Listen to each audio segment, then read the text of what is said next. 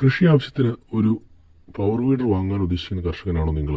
അങ്ങനെയാണെങ്കിൽ നിങ്ങൾ ഈ വീഡിയോ മാക്സിമം ആളുകളിലേക്ക് ഷെയർ ചെയ്ത് കൊടുക്കുക.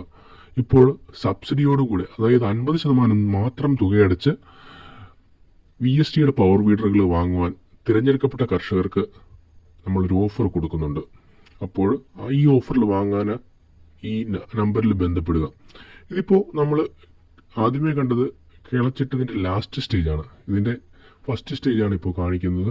സ്റ്റാർട്ട് ചെയ്ത് കുറച്ച് നേരത്തിനുള്ളിൽ ഉള്ള കണ്ടീഷനാണ്.